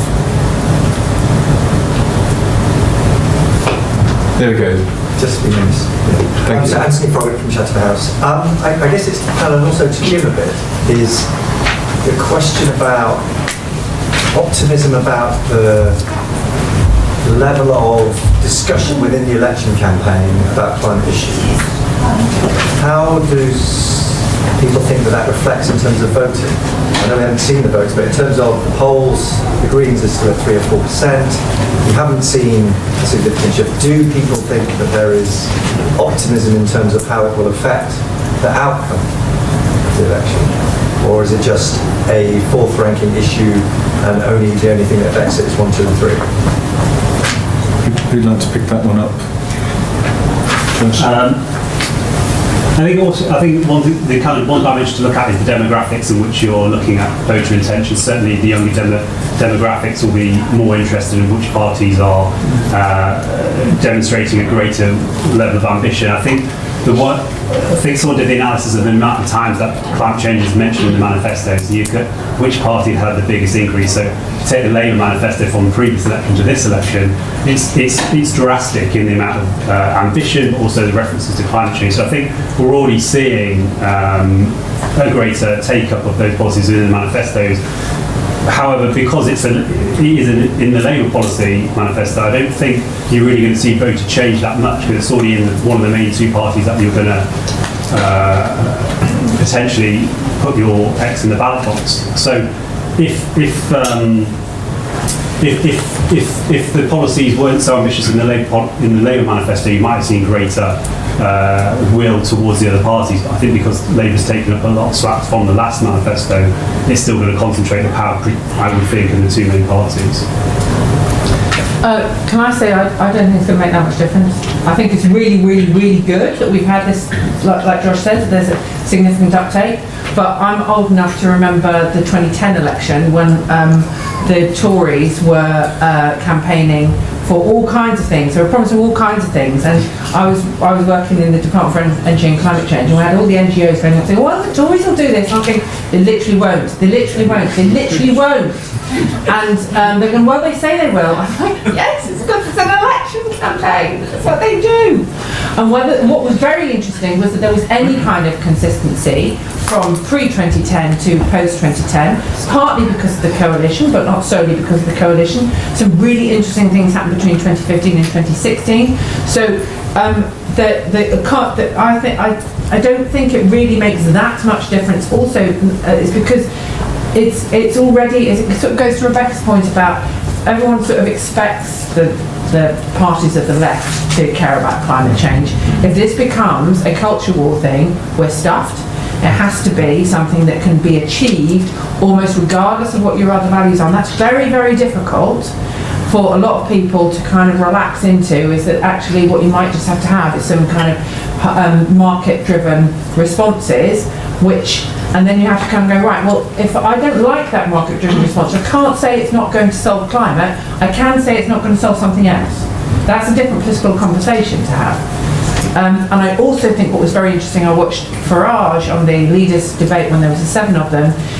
He was the most fluent on the best way of stopping anybody voting for climate action. It puts costs up, it puts people out of work, and exactly the people who feel that they are financially squeezed and job insecure. So that's why I live in Hackney, we can stack the votes really high, we can be the greenest borough in the country, it's all fine. It doesn't matter unless we can get it to work in Ashfield and Mansfield and Stoke. Anyone else? Rebecca, you mentioned... Yeah, I mean, I broadly agree with a lot of those comments. I guess the only thing I would say is the youth vote, and I mean, there's a lot of... I think it would just be very interesting if the voting age was 16. I think our answer to that question might be quite different, and that's not going to go away, even if it doesn't translate at this election. So I do think, yes, it's predictable, unfortunately, that there's a difference between the left and the right. We're going to have, I think all parties are going, if they want to keep on winning votes across demographics in future elections, that they are all going to have to, we're going to have to start seeing a levelling up, otherwise voting patterns might shift. The most significant meeting I went to at the last party conference was Do Votes Grow on Trees and the Conservative Environment Network's meeting, and they basically had to hire in somebody to sort of perform the drunk uncle role of Farage on the panel, because otherwise it was almost complete consensus, and because he was wanting, it's going to cost costs and jobs and blah, blah, blah, the audience was like, look mate, we're just going to lose if we carry on like you. We're just going to lose. There is votes in this, and the science says that we need to do this, and capitalism will eat itself unless we manage to reform ourselves. So I went away feeling quite reassured that we have got somewhere closer to a political consensus on this than in my lifetime. A consensus on what though? Because you were saying earlier on that the local authorities all signing up to it and all joining the race to see who can have the best target fastest.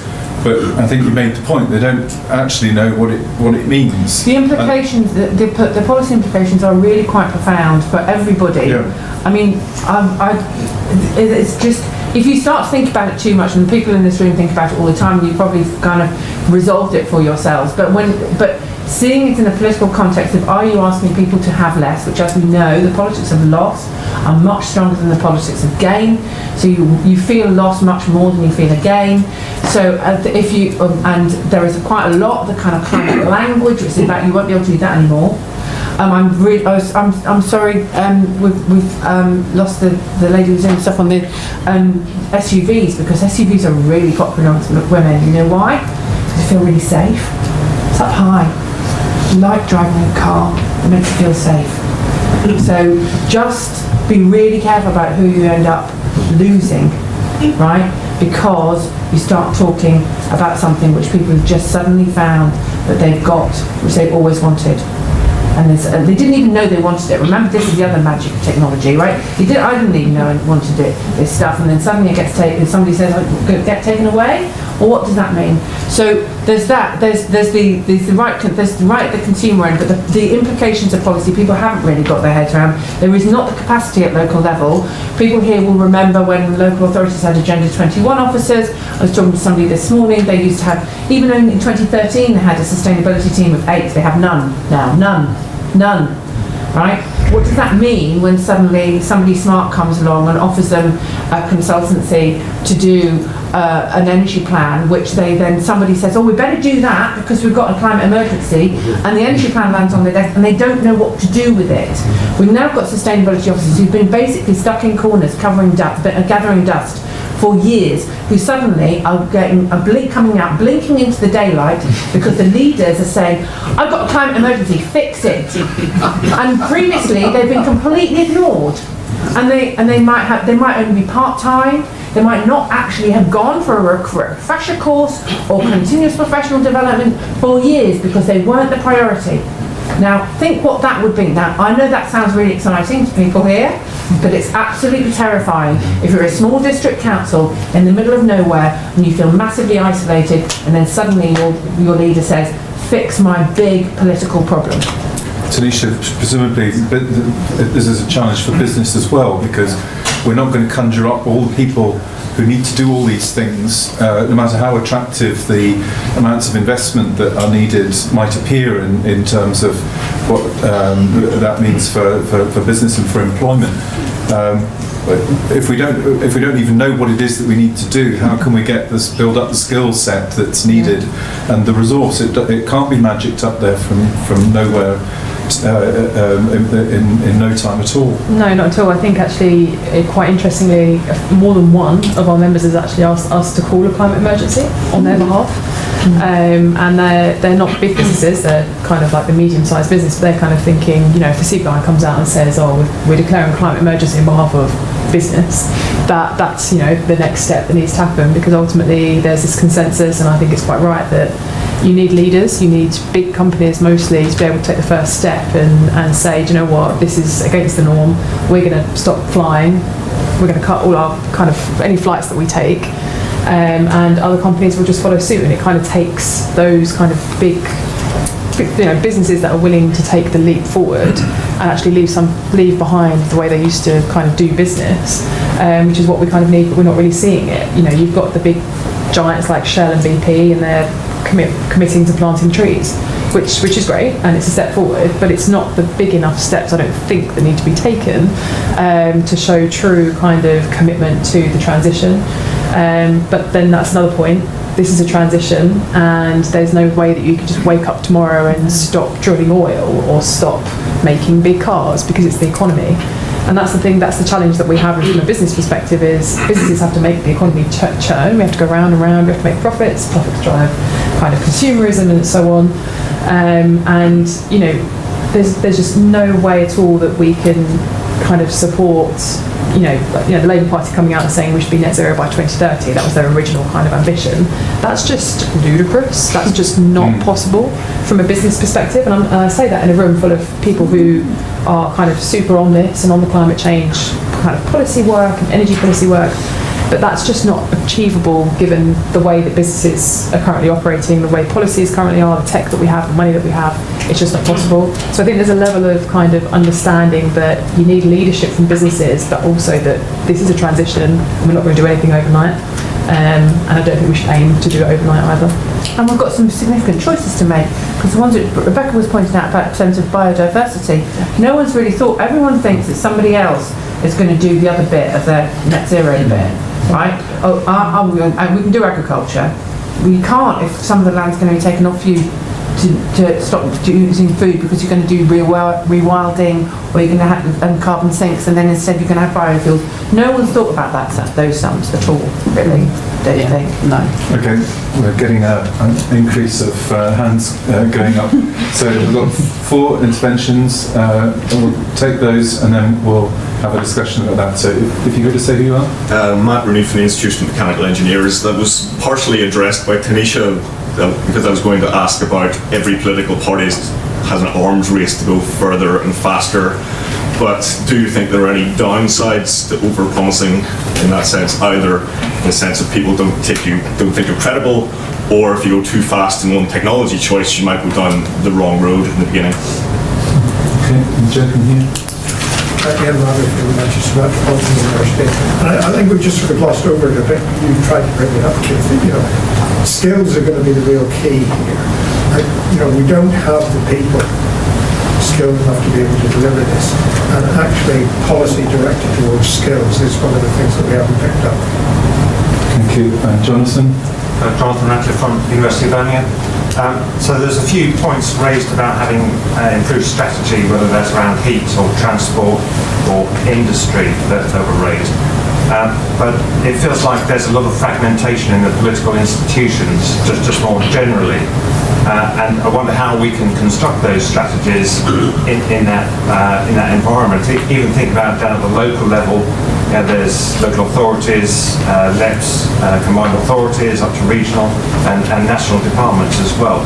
So is there some lack of leadership that is needed to drive this up? Is that something that we're lacking? Apart from the SSE renewables, it's picking on a couple of things that you mentioned already, but it's a quick observation. What concerns me in this kind of one-upmanship on the targets, you get slightly devoid from reality, and we've seen a lot of that across the political spectrum in elections, 50,000 additional nurses, whatever it may be, right? There's just a lot of numbers being thrown around, and no one really knows what it means. And also, as I think we just touched on, probably trade-offs as well. So how do we bring these in? Because I've seen a lot of this, it started with net zero, but now even the Conservatives, 40 gigawatts offshore wind 2030, what does that really mean? Enabling actions to do it, it's not that simple.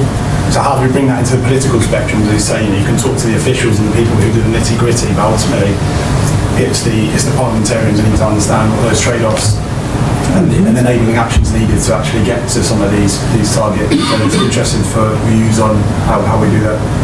Okay, so a number of interesting points there.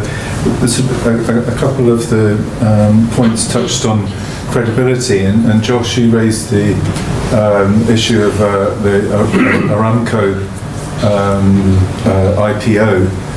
Does that not suggest that the international position on climate change is just not credible if what should be unburnable resources are seen to be so valuable rather than being addressed as potential stranded assets? Yeah, I think it's worrying either way you look at it. Either Paris is going to be implemented and you have a stranded asset, or Paris isn't going to be implemented and the company operates profitable, but Paris isn't implemented. We have much greater problems. So either way, it's kind of an unideal situation. I think specifically on, that might be underplaying a little bit, but specifically on Matt's point, it relates to what I was saying earlier about the political and economic winners and losers. The quicker their transition, the more likelihood is that you'll make mistakes. Those mistakes will be most keenly felt by those who can't share that burden, and then you lose the very people you need with you through this transition. So my worry, particularly with the timing of the net zero target, is the further forward you bring it, the more likely you are to lose the political economy argument within all this.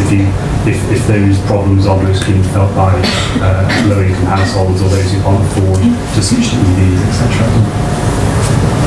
Anybody else on the credibility issue?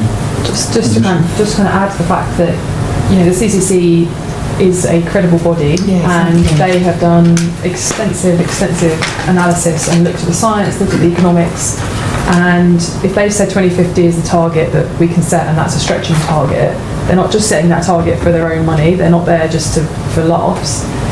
2050 is there. They've determined it to be credible. Why? I understand the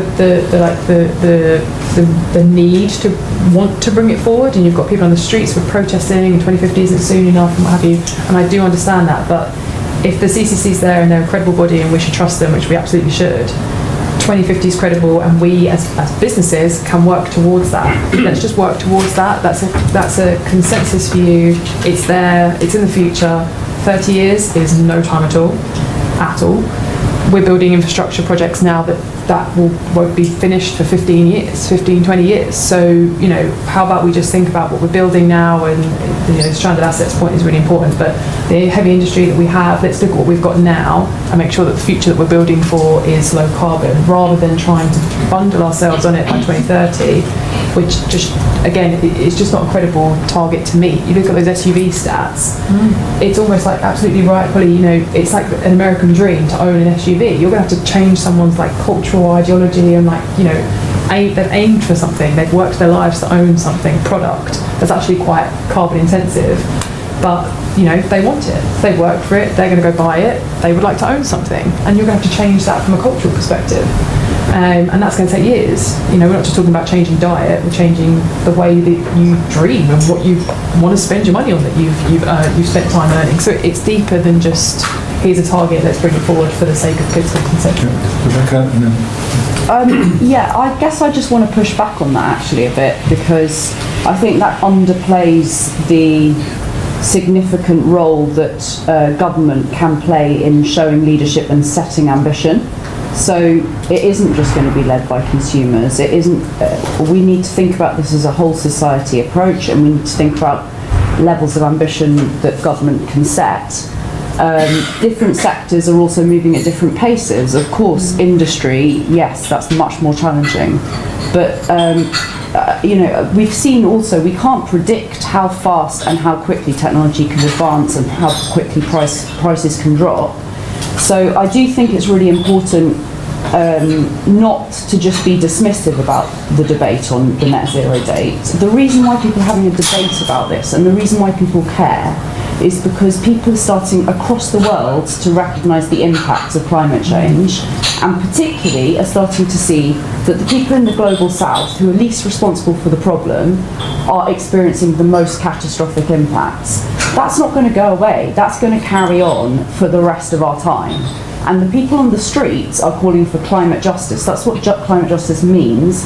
It means the UK taking historic responsibility for its disproportionate share of historic emissions. And that's why people are saying go faster. Actually, the CCC does say, it includes some language in there that says, actually accounting for the UK's historic emissions, accounting for the UK's global market leadership, and accounting for the fact that we're an advanced economy, an argument can be made for bringing that date forward. Yeah. Greenpeace has worked with other NGOs, WWF, who commissioned a report actually last year with Vivid Economics on possible dates. That came out with 2045, but speaking to colleagues now, they're saying it could easily be run probably for a 2040 date, and that's making all sorts of assumptions which I'm sure some could argue would be conservative about the pace of technological change and political change, and the importance of political change in making things happen faster. So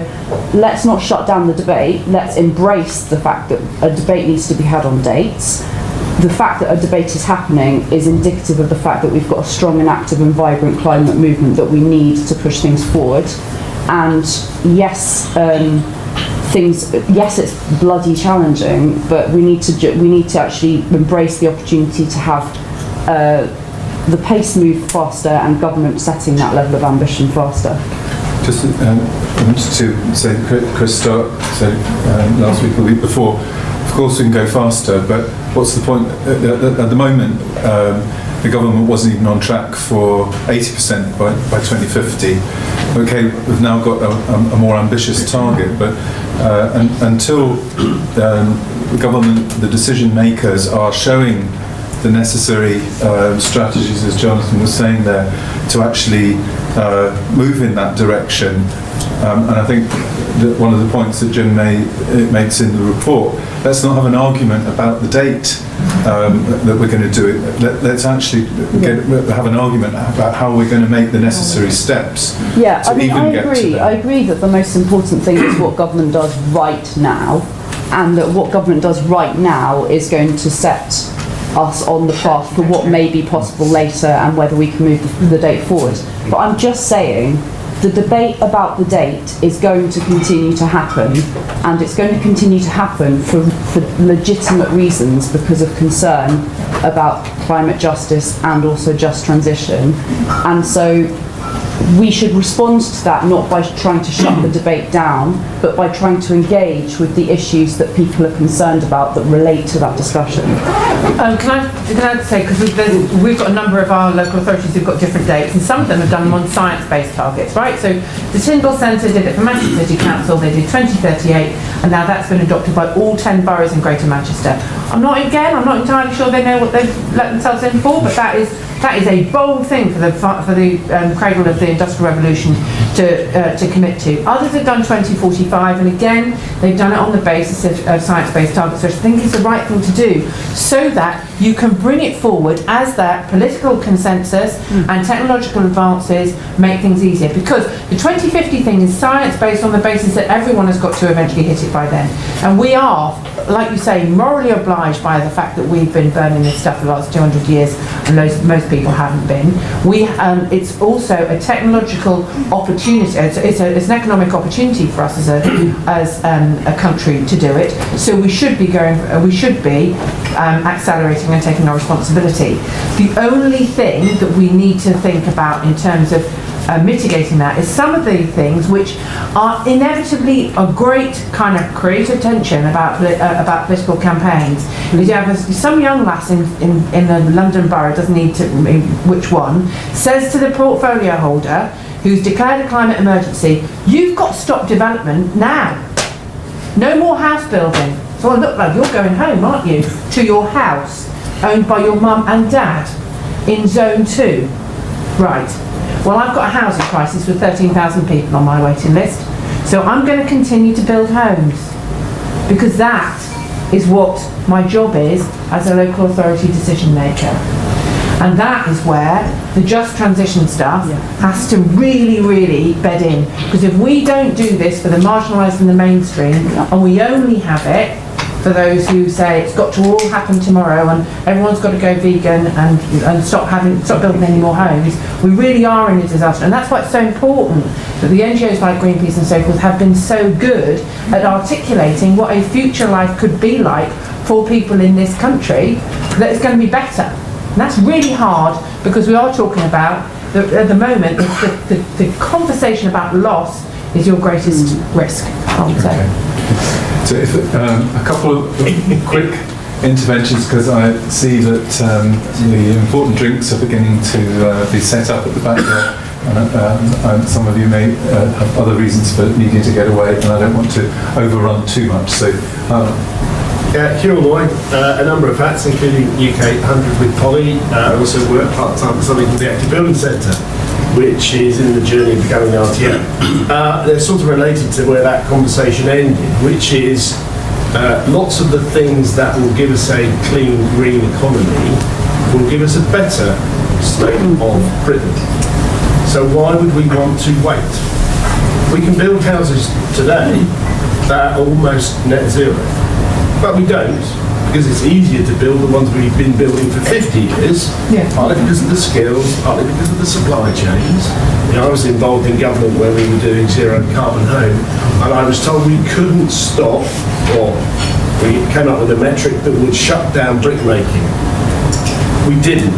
We were pushed away from doing that. Yet, sooner or later, we're going to have to stop making bricks. We could have done it 10 years ago. We could have had a housing sector that was the envy of the world, owning lots of IP about buildings that don't need bricks, and now we're going to be buying other people's kit. This is an economy question. It's not a carbon question anymore. It's a better Britain question. In which case, why would anybody not want that as soon as possible? 2 cycles, 2030.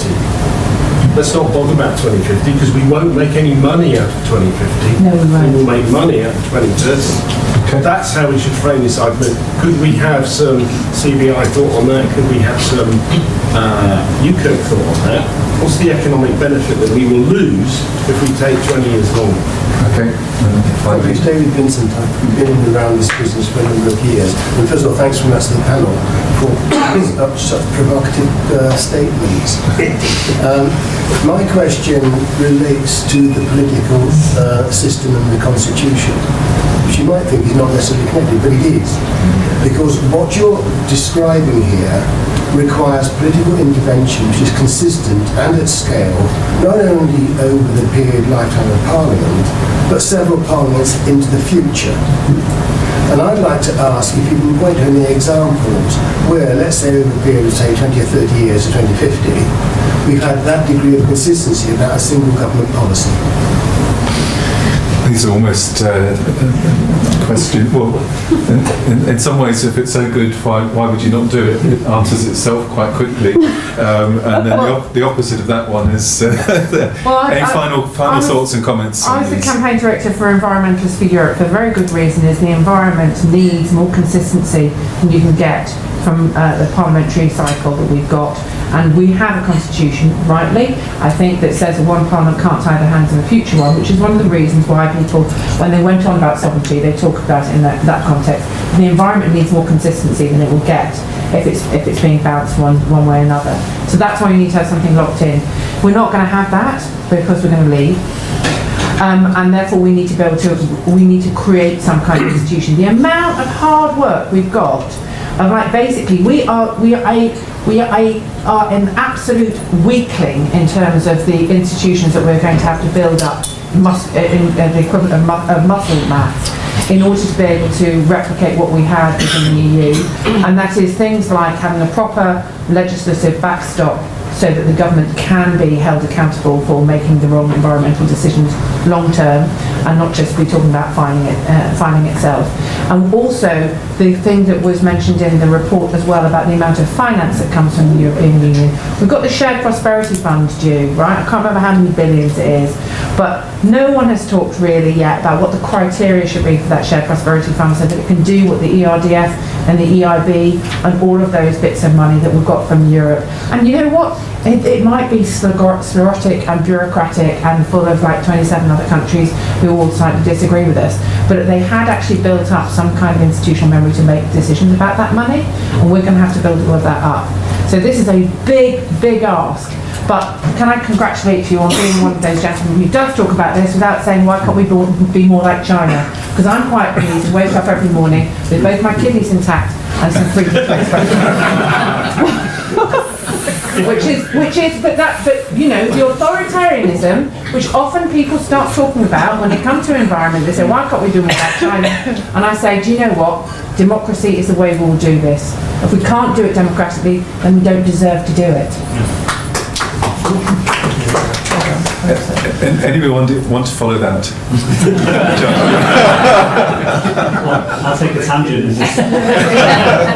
I'll bring back raise the question about fragmentation of public institutions. So I just want to bring back to that very quickly, which is clearly we need new structures of governance for net zero. There's been talk of a kind of a climate cabinet, for example. I think we need something that kind of coordinates between the different departments of government and perhaps take some of the responsibility away from our usual actors. So I'm thinking Treasury here, maybe some of the fiscal responsibility is taken away from them in relation to net zero. They're obviously going to be a big part of the solution. Treasury that is, and it's encouraging they're doing the review, but obviously we've seen with carbon tax rates and fuel duty, things like that, those kinds of policy decisions have really big ramifications, and I would quite like to see some of that responsibility taken out of politics and put into a new structure specifically for net zero. Just to follow up on the point around the economic benefit that we'll lose by not reaching a target that's in 2050, absolutely fine point to make. Think of the economic benefit we could have if we had decarbonised heat in this country 10 years ago when we started the conversation about it. There is a role, you're absolutely right, it's about economics, but it is about policy, and it is about the fact that the government just has to make a decision at one point or another. And there isn't no idea how much it would how much money you would make or save by bringing it earlier. But the 2050 target is there as almost like a deadline. If we meet it earlier, great, we get a pat on our backs. If the sector can meet it earlier, the power sector most likely will, that's fantastic, that's great. It's not saying we're going to wait 15, 20 years and then do all the work in the last 10 years because we've got a 2050 target and we're on track and happy days. The point actually is that in the next 2-3 years, we need to have made policy decisions that we should have made 10, 15 years ago. And that's the problem, is the fact that for some reason in the government kind of circle that we have, within the civil service or the way the departments are run or whatever, we aren't making credible decisions on decarbonising heat, for example, or buildings. And to get to the root cause of that issue is when you're going to find the answer to your question. And we haven't figured it out yet. We don't know why we can't make a decision on, why we haven't made physical changes in terms of testing hydrogen in certain areas of the country. Storage is another question around the same thing, but you're absolutely right. If there's a solution to bricks or whatever it is, we can find it. We really haven't got we're going to have a drink so we can have a discussion over drinks. Did you want to say anything? Or is that yeah, just to say the Treasury's net zero review, I think, has to be a key vehicle through which we bring out the opportunity costs of not moving faster, and also actually the distributional impacts of the transition. And that's I think we need broad and deep civil society engagement to push it in that direction so that it actually delivers the kind of government results that we need. And just on the governance frameworks, the other thing is we need proper lobbying and engagement to make sure that the proposed new green watchdog in the Environment Act is fit for purpose, properly independent, well-resourced, and actually able to hold a government to account across issues, including on the climate brief. Absolutely. Okay. Please join me in thanking your panel.